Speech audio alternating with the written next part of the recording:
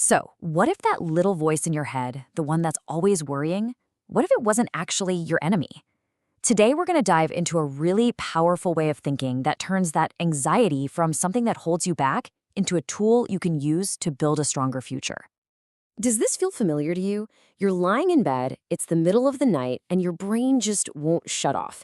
It's just cycling through every single worst case scenario. What if I get fired? What if this relationship ends? What if everything I've worked for just goes up in smoke?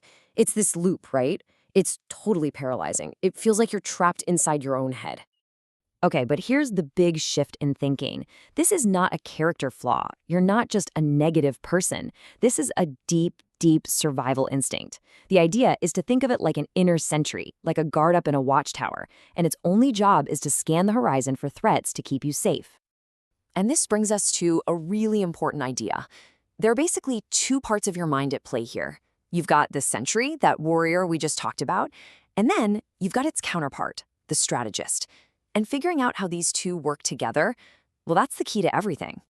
Think of it like this. The sentry is your mind's threat investigator.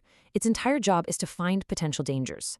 The strategist, though, is the survival designer. It's supposed to take the investigator's report and then draw up the actual plans for how to survive. And the problem? The real source of all that anxiety is when the investigator is just screaming, "Danger!" over and over, but the designer? Yeah, they've gone home for the day. Let's get to know the sentry a bit better. This is the part of you that, you know that feeling when something great happens, and instead of just enjoying it, there's this little knot of terror in your stomach, wondering when it's all going to be taken away? That's the sentry. It's the part that will stay up all night researching how a project could fail. Not to make you miserable, but to make sure you're never, ever caught by surprise. And I bet you know this voice. It's that little whisper in your ear asking, okay, but what if this all falls apart tomorrow? Or you get some really good news and immediately it's like, where's the catch? What's the trap here? See, it's not your enemy. It's just a guardian trying its best to protect you by finding the flaw. But now let's talk about the hero of the story, the strategist. This is the cool, calm architect inside all of us. It hears all the sentry's frantic warnings, it nods, and it basically says, okay, I see the danger, now let's build a plan to deal with it. It's the part that designs how you'll survive a problem and maybe even come out stronger. And this is really the core of it, the big mindset shift. The sentry is always asking, what if this whole thing fails? But the strategist answers, because I've studied how things fail, I can design a plan to make sure that I don't. And that right there, that moves you from just worrying to actually planning. Okay, to really see this in action, let's look at a story of what happens when the sentry is running the whole show, with no strategist in sight. So, meet Priya. And look, on paper, Priya's got it all figured out. She's got money in the bank, a stable job, but inside, she is just consumed by this overwhelming fear of being poor. Her sentry is on high alert, 24/7.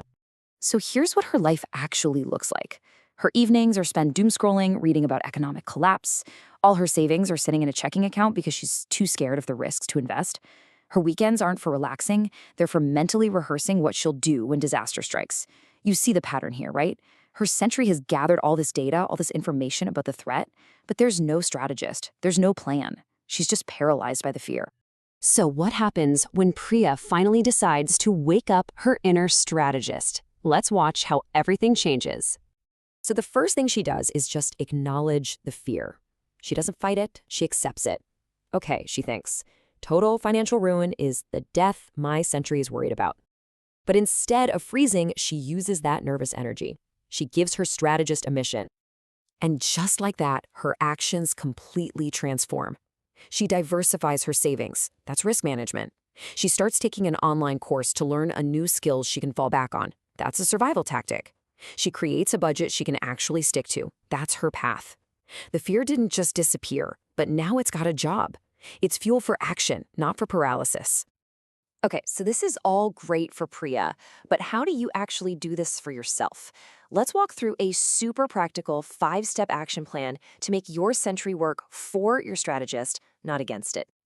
Before we dive in, just burn this into your brain. The plan is what changes everything. Anxiety is just fear wandering around lost. Strategy is fear that's been handed a map and a mission. All right, here it is, the 5-step blueprint to put your strategist in the driver's seat. Step 1, let the sentries speak. Don't push it away. Listen to it. Write down the absolute worst-case scenario you're afraid of. Step 2, define your coordinates. Where are you right now, and where do you need to be to feel safe? Get specific. Step 3, find the loophole. This is about brainstorming the fastest, most direct path from your start point to your end point.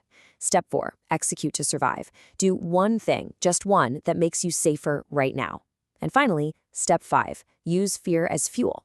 When your sentry spots a new threat, you don't panic. You thank it for the new information and you adjust your plan. And let's zoom in on step 2, because this is so important. It has to be concrete. Your strategist can't work with vague feelings like, I want to feel less worried. It needs a mission. So, start, I just got fired. End, I need to find a new job. See? It's a clear map from A to B. Okay, and this is a huge one, a rule you have to follow to break out of that paralysis trap. Your goal is not a perfect, 100% risk-free plan. That doesn't exist. Your goal is a plan that is just safe enough to move. That's it. What's one step you can take that makes you feel just a little bit safer today than you were yesterday? You know, when you start using this framework, something really amazing happens. The whole way you think about fear and worry, it just starts to change. You stop feeling like a victim, just waiting for the next bad thing to happen, and you start feeling, well, more like a grandmaster in a chess game. You see the whole board, you anticipate the other player's moves, those are your sentry's fears, and you calmly plan your counter moves. It's a game you actually know how to win.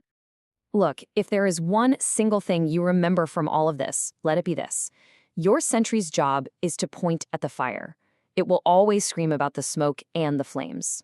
Your job is to listen, thank it for the warning, and then turn to your strategist and say, okay, build the exit.